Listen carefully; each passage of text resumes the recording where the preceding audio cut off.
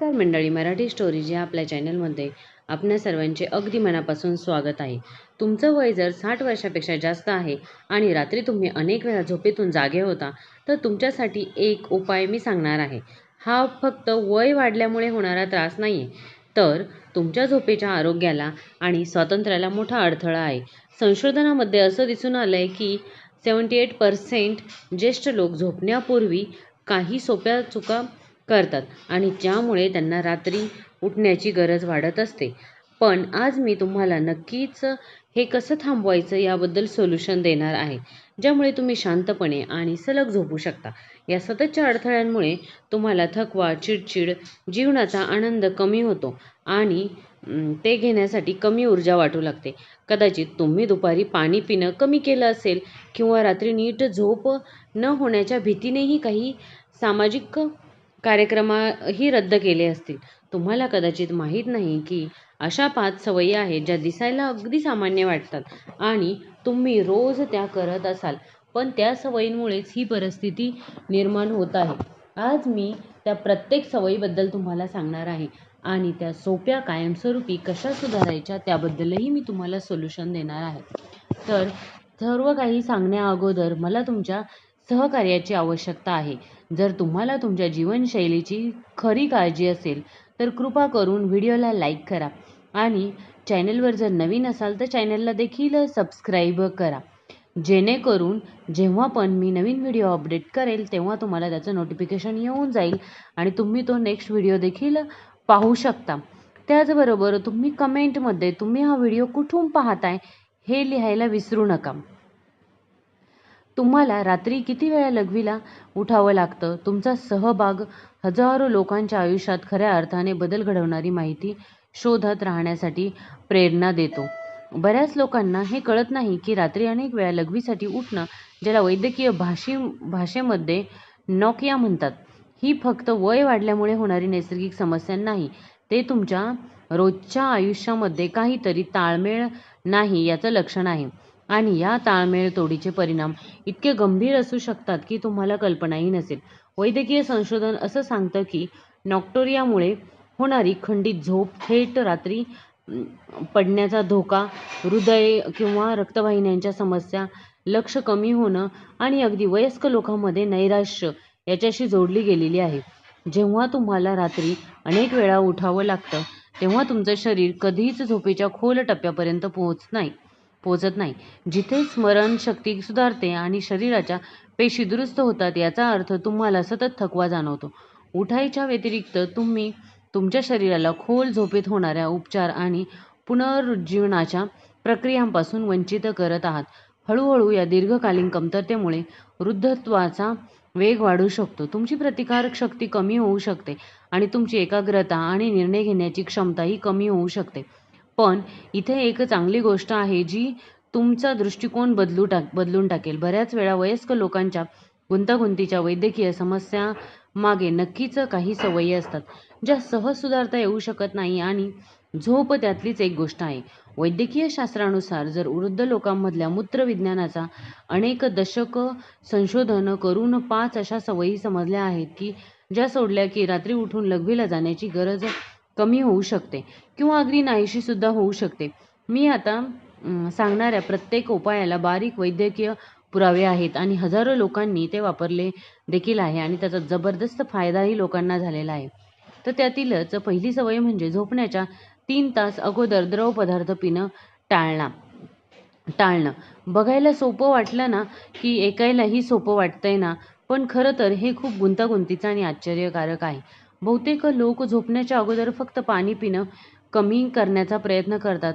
अशा चुका आपल्याकडून होतात, पण लोक समजूनही असे पदार्थ आणि पेय घेत राहतात ज्यात सूप किंवा द्रव पदार्थ जास्त असतात, जे रात्रीच्या झोपेसाठी त्रासदायक ठरतात. तुमच्या शरीरामध्ये काय होतं की खूपच मजेशीर आहे. जेव्हा तुम्ही झोपेच्या 3 तास आधी द्रव घेताय तेव्हा तुमच्या मूत्रपिंडांनी ते द्रव पदार्थ प्रक्रिया करणं सुरू ठेवावं लागतं. नेमकं त्याच वेळेत जेव्हा त्यांना लघवीचं प्रमाण कमी करायचं असतं. अनेक ज्येष्ठ नागरिकांना हे देखील कळत नाही की सूप, कलिंगड, टरबूज यांसारखी जास्त पाण्याची फळं, गरम चहा आणि काही औषध यात द्रव खूप असतो, ज्यामुळे रात्रभर त्रास होतो. नाशिकमधल्या एक 75 वर्षीय सलीमाताई आहेत आणि त्यांची प्रेरणादायी गोष्ट का त्या बऱ्याच काळ रात्री 4-5 वेळा लघवीसाठी उठायच्या. त्यांनी सगळं काही करून पाहिलं, पण पाणी कमी प्यायचं, औषधं घ्यायच्या, अगदी शस्त्रक्रियेचाही विचार केला. सलीमाताई म्हणाल्या, माझी खूप निराशा झाली होती. झोपच उडाली होती आणि माझं स्वतःचं मूत्राशय कैद खाण्यासारखं मला वाटू लागलं होतं. मग त्यांच्या लक्षात आलं की झोपण्याच्या आधीचा हा हर्बल चहा, रात्रीच्या जेवणातील सूप या गोष्टी त्यांच्या समस्या अजून वाढत होत्या. मग मी त्यांना शिकवले की पूर्ण रणनीती त्यांनी अंमलात आणली. मी ताईंना हे केल्यावर फक्त 2 आठवड्यांमध्येच रात्री फक्त एकदाच बाथरूमला जाणं त्यांचं होऊ लागलं. ही सवय सुधारण्याचे फायदे फक्त चांगली झोप मिळणं एवढेच नाही, तर झोपण्यापूर्वी जर तुम्ही तुमच्या मूत्रपिंडावरती जास्त ताण देणं थांबवलं तर तुमचं शरीर नैसर्गिक पद्धतीने वसोप्रेसिन होतं हार्मोन्स तयार करू शकतो, जो लघवी घट्ट करतो आणि रात्री त्याची निर्मिती कमी करतो. याचा अर्थ फक्त तुम्ही कमी लघवी करत नाही, तर तुम्हाला अधिक गाढ आणि शांत झोप मिळत असते. त्यामुळे तुम्ही सकाळी जास्त ताजेतवाने उठता आणि दिवसभर तुमच्या महत्त्वाच्या कामांमध्ये जास्त लक्षसुद्धा देऊ शकता. हा बदल खऱ्या अर्थाने आणि दीर्घकाळ टिकवण्यासाठी तुमच्या रोजच्या झोपेच्या वेळेपासून 3 तास आधी द्रव पदार्थ घेणे थांबवायचं ठरवा. उदाहरणार्थ, जर तुम्ही साधारण रात्री 9 वाजता झोपेत असाल तर संध्याकाळी 6 वाजेपर्यंत कोणताही पाणी, चहा, ज्युसेस, कॉफी, सूप, द्रव असलेले फळं किंवा अगदी आईस्क्रीम, गोळा यासारखे द्रवपदार्थ घेणं बंद करा. ज्यांना हालचाल करताना अडचण येते त्यांनी केवळ तातडीच्या किंवा आवश्यक औषधांसाठी थोडंसं पाणी प्यावं. पलंगाजवळ पाणी ठेवावं. जर तुम्हाला मधुमेह असेल किंवा तहान लागणारी औषधं जर तुम्ही घेत असाल तर डॉक्टरांशी बोलून द्रव पदार्थ घेण्याचा वेळ दिवसाच्या पहिल्या काही तासांमध्ये कसा ठरवता येईल याबद्दल चर्चा करा. मग ताईंना काही महिन्यानंतर सांगितले की असं साधं काही केल्यानं माझं आयुष्य इतकं बदललं, यावर माझा विश्वासच बसत नाही. मी माझ्या 50शीत जरी जायचं ठरवलं तर 50मध्ये जशी झोपायच्या आधीच तशीच आता झोपते आणि दिवसभर माझी ऊर्जा ही अशीच राहते. ती तिप्पट वाढली होती. माझी नातवंडं माझी ऊर्जा पाहून चकित होतात.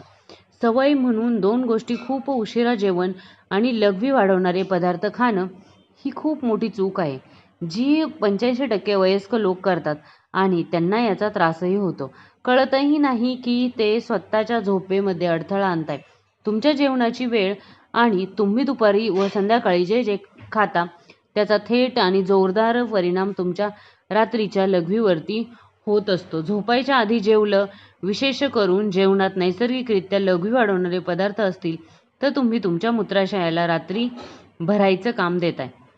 टोमॅटो, काकडी, अजमोदा, शतावरी, कलिंगड, कॉफी, ग्रीन टी, चॉकलेट आणि अगदी कोथिंबीर यामध्ये असं काहीतरी असतं जे लघवीचं उत्पादन वाढवतं. तेव्हा समस्या आणखीन वाढते, कारण यापैकी बरेच पदार्थ आरोग्यासाठी चांगले मानले जातात. त्यामुळे लोक त्यांना नक्कीच खातात, पण ते नकळतपणे डॉक्टोरिया बनतात. त्यामुळे दुष्टचक्र सुरू होते. यामागचं विज्ञान खूप रोमांचक आहे. तुमच्या पचनसंस्थेला जेवण पूर्णपणे पचायला साधारणतः 3 ते 4 तास लागतात.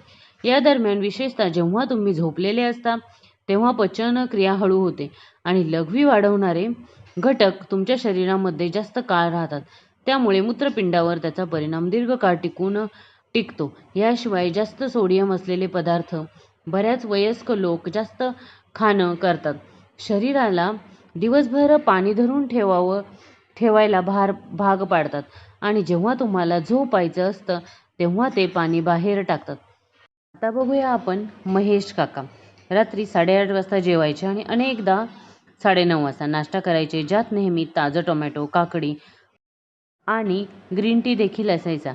मी रात्री 3 ते 3:30 वाजता आणि 5 ते 5:30 वाजता नक्की लघवीसाठी उठतो, असं त्यांनी त्यांच्या स्वतःच्या तोंडाने कबूल केलं. मला असं वाटतं फक्त वाढत्या वयामुळे असं होत नाही, पण दिवसभर मला झोप येत नाही जेव्हा त्यांनी संध्याकाळी 6:30 वाजता जेवण करायला सुरुवात केली आणि दुपारी 4 नंतर लघवी वाढवणारे पदार्थ घेणं बंद केलं, तेव्हा त्यांच्यामध्ये फक्त 10 दिवसांमध्ये मोठा बदल दिसून आला.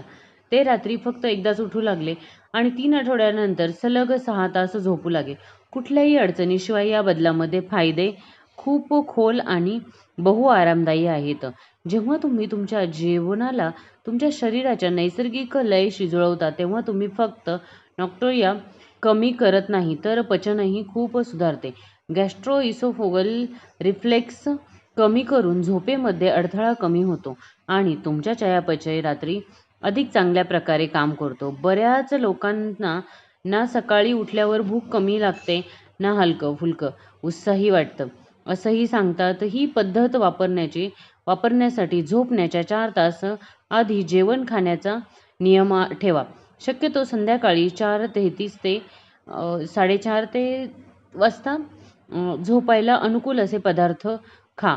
जेवणासाठी आणि झोपेसाठी चांगल्या पदार्थांची यादी तयार करा, जसं की कमी चरबीचे मांसज, भात, रताळे, केळी, ओट्स, ब्रोकोली आणि गाजर. शत्रुमध्ये यांसारख्या भाज्यांचा समावेश आहे, जसं की मी आधी. तर अशा प्रकारे तुम्ही तुमच्या काही सवयी बदलून देखील तुमच्या रात्री झोपण्याच्या सवयीला तुम्ही मोडू शकता. आणि अजून एक त्याच्याबरोबर एक महत्त्वाचा सल्ला आहे, की कधी-कधी असं होतं, दिवसभर अगदी थोडाही व्यायाम नसला, घरातल्या घरातच असलं, की चालणं नाही, काही नाही, दिवसभर अंथरुणावर लोळत असलं, तर ते पण एक रिझन असू शकतं, की खूप जणांना रात्रीची झोप येत नाही. आपलं वय जरी वाढलं तरी प्रत्येकाने 1 तास वॉकिंग करणं हे कंपल्सरी आहे. आपल्या शरीराची ती आवश्यक गरज आहे. त्यामुळे हलके-फुलके व्यायाम करणं, नाहीतर ॲटलिस्ट वॉकिंगला जाणं. हे जरी केलं तरी पण तुम्हाला शांत झोप लागेल. कारण की जेव्हा आपण घरात असतो आणि कुठलंही काम नसतं, बेडवर जर दिवसभर पडून राहिलं, तर शरीराचा आरामच होतो आणि आराम झाल्यामुळे देखील आपले रात्रीच्या झोपेला तणाव पडू शकतो. तर त्यामुळे एक गोष्ट नेहमी लक्षात ठेवायची, वय कितीही असो, अगदी 90 वर्ष वय असलं तरी देखील तुम्ही चालू शकता. ॲटलिस्ट दिवसाचे 30 मिनिट तरी प्रत्येक व्यक्तीने चाललंच पाहिजे. ती आपल्या शरीराची अत्यंत आवश्यक गरज आहे. मग तुमचं वय 60च्या पुढे असो, नाहीतर 80च्या पुढे असो. तर आजच्या व्हिडिओमध्ये इतकंच. तुम्हाला जर व्हिडिओ आवडला असेल तर कृपा करून व्हिडिओला लाईक करा. चॅनलवर जर नवीन असाल तर चॅनलला देखील सबस्क्राईब करा. म्हणजेच तुम्हाला यापुढेही देखील असेच नवनवीन व्हिडिओ पाहायला मिळतील.